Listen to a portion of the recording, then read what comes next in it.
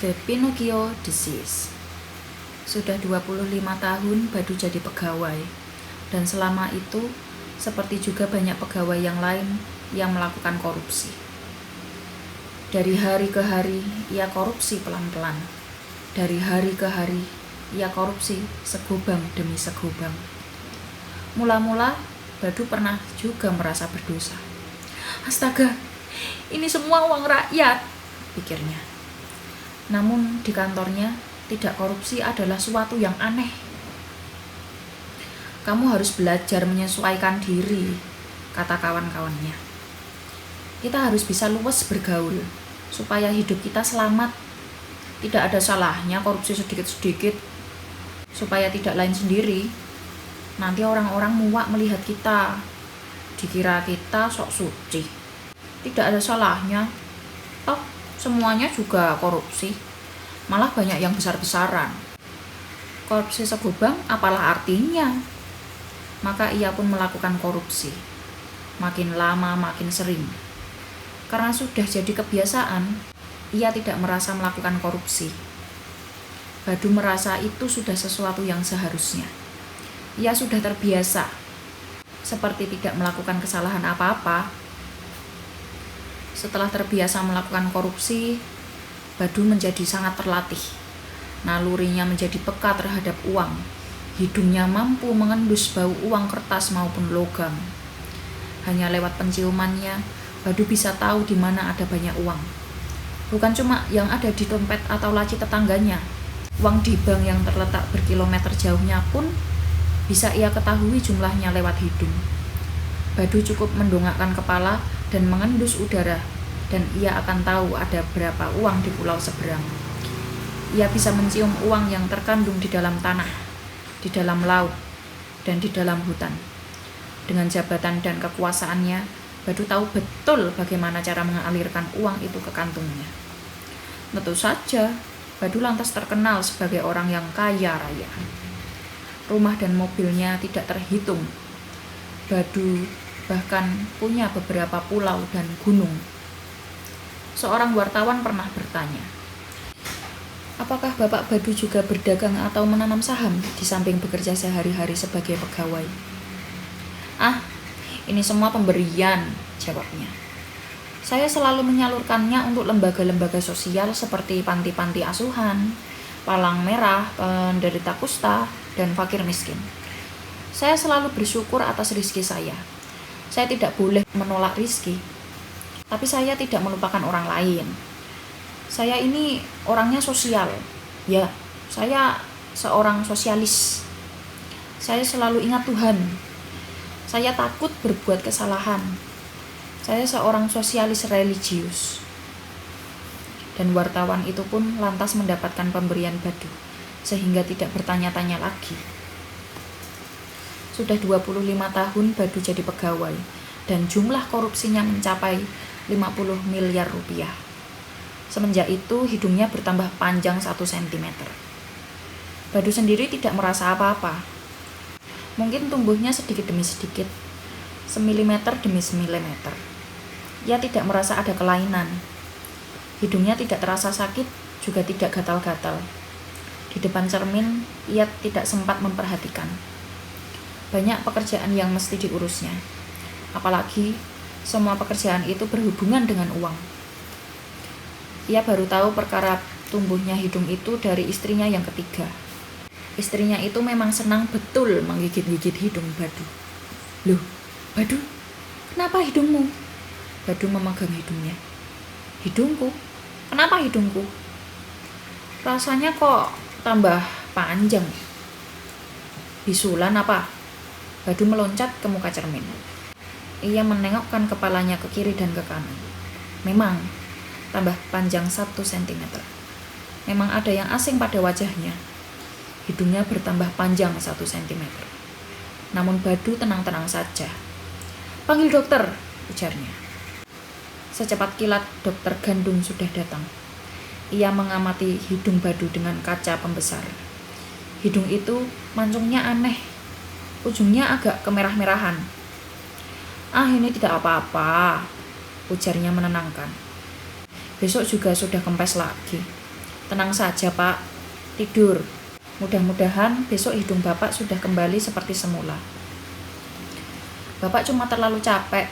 Tidur saja. Ini persoalan kecil. Minum saja obat ini.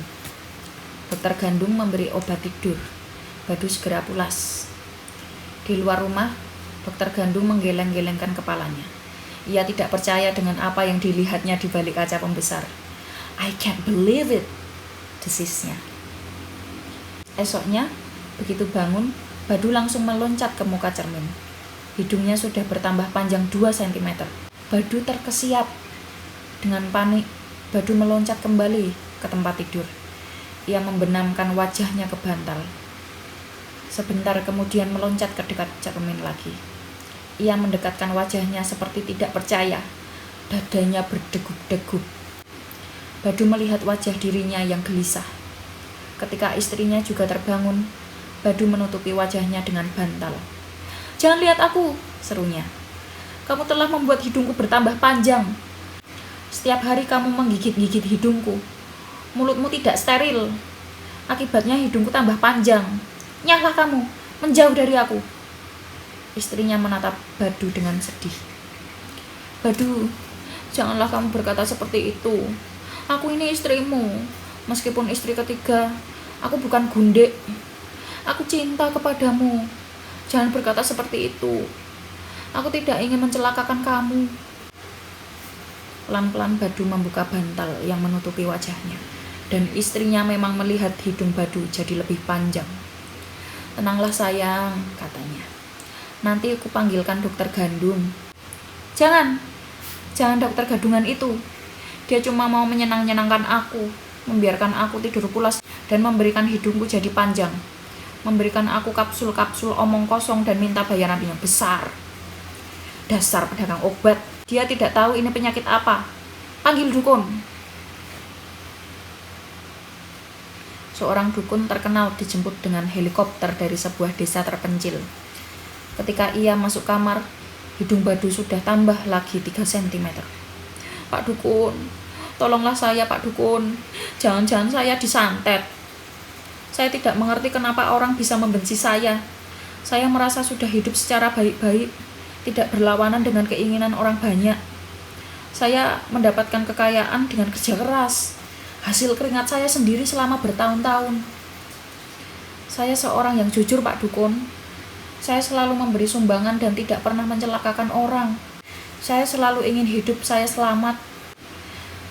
Apa yang telah terjadi Pak Dukun? Tolong saya banyak urusan.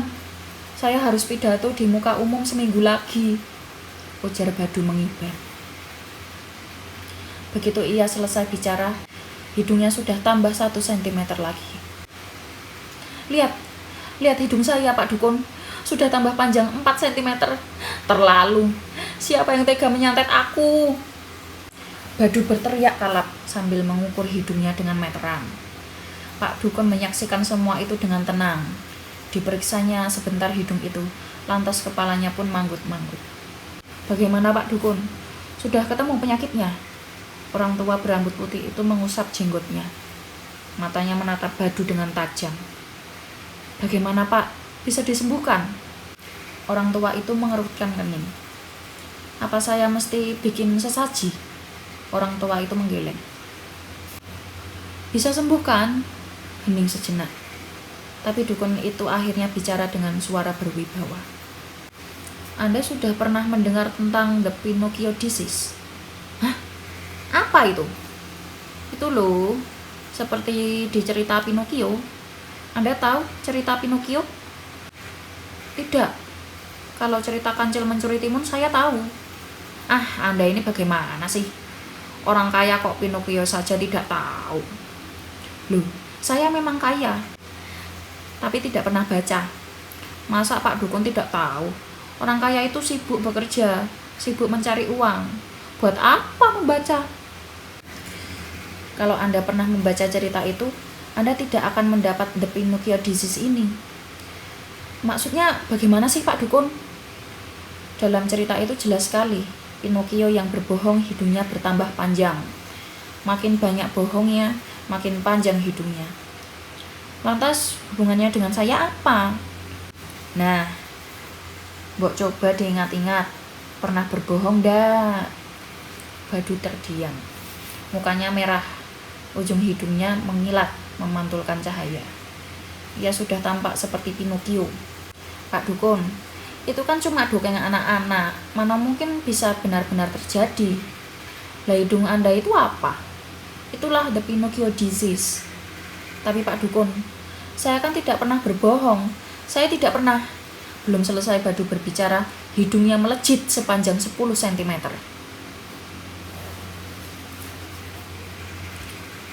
Hari itu, Badu nekat masuk kantor. Ia merasa dirinya tidak bersalah. Ia tidak mau peduli dan memusatkan perhatiannya kepada pekerjaan. Keputusannya sudah bulat. Ia mau operasi plastik di Jepang. Ia akan mencopot hidungnya yang memalukan itu dan menggantinya dengan hidung baru yang pendek. Tentu tidak pesek, boleh agak mancung, asal tetap hidung normal. Badu tersenyum membayangkan dirinya kelak. Bukan hanya hidungnya yang setiap hari bertambah panjang itu akan enyah, malah ia akan mendapat hidung baru yang membuat wajahnya tampan seperti Michael Jackson. Ya, betul. Ia akan meminta dibikinkan hidung seperti hidung Michael Jackson. Namun hari itu, ia harus masuk kantor. Banyak urusan mesti dibereskannya sebelum pergi ke Jepang. Sebetulnya, ia bisa saja menyuruh orang membawa berkas-berkas yang mesti ditandatanganinya ke rumah. Berkas-berkas yang selalu memberi rizki. Namun Badu merasa itu terlalu sok-sokan. Ia merasa harus masuk, sama seperti semua pegawai yang lain. Badu ingin meyakinkan kepada dirinya sendiri. Hidung panjangnya itu betul-betul hanya penyakit. Mungkin penyakit baru yang belum ada obatnya. Tidak ada hubungannya dengan dongeng Pinocchio. Masa aku disamakan dengan Pinocchio? Bohong apa aku selama ini? Selama ini aku bekerja seperti semua pegawai lain. Aku selalu mendapatkan sumbangan, sama seperti pegawai lain. Apa aku salah menerima sumbangan? Itu kan rezeki yang tidak boleh ditolak. Katanya tidak baik menolak rezeki. Kalau ada proyek, aku sisihkan dananya sebagian untukku. Kenapa tidak? Berapalah gaji pegawai? Apa cukup untuk menghidupi anak-anak dan ketiga istriku? Aku cuma seorang pegawai. Toh, proyek itu tetap berjalan, bangunan lancar. Aku tetap menjalankan tugasku dengan penuh tanggung jawab. Apa hubungannya pekerjaanku dengan kebohongan? Tiba-tiba Badu terkesiap. Ia berusaha keras menghentikan jalan pikirannya. Berusaha keras berpikir secara lain. Tapi tidak bisa. Ia sudah tidak tahu lagi cara berpikir yang lain. Ujung hidungnya terasa gatal luar biasa. Badu sudah hafal. Ini tanda-tanda hidungnya akan bertambah panjang. Astaga, apakah aku sudah berbohong kepada diriku sendiri? Benar juga. Plop. Hidungnya tambah panjang 5 cm lagi. Di ruangan kantor itu, ia celingukan sendiri. Badu sudah tidak mengenali wajahnya di cermin. Ia tadi berangkat dari rumah tanpa boleh dilihat pembantu rumah tangga. Di dalam mobil agak aman karena kacanya gelap.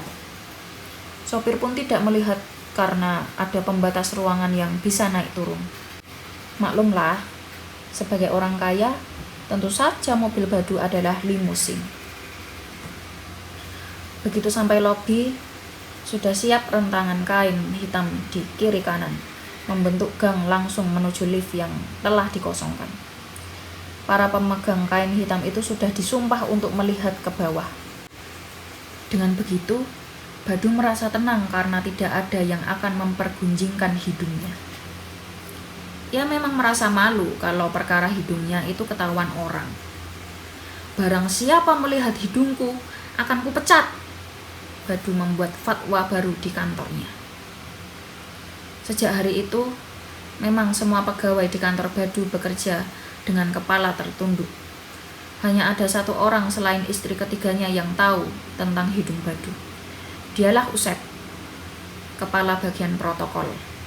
Sebagai orang kepercayaan yang sudah berpuluh-puluh tahun menjilat pantat majikannya, Usep mendapat tugas berat mengamankan hidung Badu agar tidak dilihat orang. Pergunjingan bisa melunturkan citra pemimpin. Padahal Badu selama ini hadir sebagai tokoh masyarakat yang populer. Celakanya, setelah Usep melihat sendiri seperti apa hidung Badu, ia tidak tahan menyimpan rahasia. Apalagi inilah pemandangan paling ajaib yang pernah dilihatnya. Shh, jangan bilang sama siapa-siapa ya. Hidung Badu panjang sekali. Usep berbisik pada orang lain. Shh, jangan bilang sama siapa-siapa ya, kata Usep. Hidung Badu panjang sekali. Orang lain itu berbisik lagi kepada orang lainnya lagi. Jangan bilang siapa-siapa ya, kata Usep. Hidung Badu panjang sekali. Orang yang lain lagi tadi berbisik lagi kepada orang lain yang lain lagi. Meski begitu, semua orang hari itu menunduk karena takut dipecat. Mencari kerja zaman sekarang susah. Dari pucuk bangunan kantornya, Badu terbang ke bandara dengan helikopter. Karena takut pilot melirik, kepala Badu diberi kerudung pengantin tradisional perempuan Tionghoa. Itulah akal Usep. Badu pulang dari Jepang, tepat pada hari ia harus berpidato. Dari pesawat jet pribadi, ia langsung pindah ke helikopter yang membawanya ke tempat upacara. Para pegawai sudah berbaris rapi dengan seragam pegawai. Di sudut tampak kamera televisi. Para wartawan bergerombol dengan wajah lapar amplop. Badu turun dari helikopter dengan penuh rasa kemenangan. Usep yang menyambutnya memandang Badu dengan wajah bertanya-tanya. Ini Pak Badu? Ya Usep, aku Badu. Kenapa? Kamu lupa? Hampir saja saya kira Michael Jackson, Pak. Karena hidungku ya. Memang aku memilih model Michael Jackson. Hebat kan? Tepat pada jam ditentukan, Badu sudah berdiri di depan corong. Para pegawai hampir tidak mengenalinya lagi. Rupanya setelah operasi hidung, Badu juga mereparasi tempat-tempat yang lain. Sehingga betul-betul mirip Michael Jackson. Rambut, mata, bibir, dan dagu, semuanya sama. Kecuali tentu saja, Badu tetap berseragam pegawai. Para pegawai menatapnya dengan mata terbuka lebar. Hidungnya tidak panjang kok, seseorang berbisik. Jadi semua itu cuma gosip. Tapi tampangnya kok jadi begitu ya? Oh, jadi semua itu cuma gosip, sahut yang lain lagi. Pak Badu itu kan orang baik, dermawan. Kerjanya saja tekun, rajin. Setiap hari sembahyang. Kok bisa dibilang hidungnya panjang? Lawang malah cakepnya kayak Michael Jackson gitu kok. Lantas Badu pun bicara. Ia memang pandai bicara. Kata-katanya memukau. Semuanya terdiri dari rentetan kebenaran. Tidak ada yang salah. Semuanya aman. Kata-kata mutiara bertebaran dan berkilauan. Sampai pendengarnya juga silau. Tidak pernah ada kata sedahsyat ini. Tak pernah ada peristiwa sepenting ini. Semuanya harus didengarkan. Semuanya harus dicatat. Semuanya harus diabadikan. Para wartawan mondar-mandir memotret. Sinar lampu petugas televisi menyorot kian kemari. Pada layar televisi, wajah Badu yang sudah seperti Michael Jackson tampak berapi-api. Saudara-saudara sekalian, perjuangan masih panjang. Pembangunan belum selesai. Kita harus mengencangkan ikat pinggang. Saudara-saudara sekalian, mari kita kobarkan semangat pengabdian bagi nusa bangsa dan negara. Kita gencarkan kebulatan tekad demi kepentingan nasional. Sekali lagi, ingat dan camkan, demi kepentingan nasional. Saudara-saudara, demi kepentingan nasional. Para pegawai yang sejak tadi sudah terpukau tak tahan lagi. Mereka bersorai-sorai dan bertepuk tangan. Hidup Pak Badu! Hidup! Panjang umur Pak Badu! Hidup! Badu melambaikan tangan dengan wajah berseri. Alangkah terhibur hatinya. Ternyata apa yang dilakukannya selama ini benar. Hanya orang iri hati yang menuduhnya tidak beres. Mereka sendiri belum tentu bisa bikin apa-apa. Merasa bisa, tapi tidak bisa merasa. Tapi kamerawan televisi yang sedang asyik mengambil gambar mendadak terkejut. Ia mengusap mata. Tampak tidak percaya melihat peristiwa di balik kamera. Hidung Badu, ya, hidung Badu yang indah itu di tengah gemuruh teriakan massa tiba-tiba menyodok sepanjang 1 meter. Plop, lantas sekali lagi. Plop, 2 meter. Peliput televisi yang terperangah cepat-cepat berimprovisasi menyelamatkan keadaan. Luar biasa, luar biasa. Para pirsawan di rumah, pada hari yang penting ini, tokoh kita, Badu telah membuat peristiwa yang sangat bersejarah. Pada hari yang penting dan bersejarah ini, Badu telah memberikan sesuatu yang sangat berharga bagi bangsa dan negara. Badu telah mencatatkan nama negara dan bangsa dengan tinta emas dalam Guinness World Record. Para pirsawan di seluruh pelosok tanah air, inilah Badu, manusia berhidung paling panjang di dunia. Lihatlah Badu, inilah pahlawan kita. Dan di sana, di podium itu, Badu terpacak seperti patung. Kedua tangannya terangkat ke atas. Ia menengadah ke langit, bagai mempertanyakan keajaiban dunia. Jakarta, Februari 1989. Channel Gemira Aji Dharma. Dunia Sukat.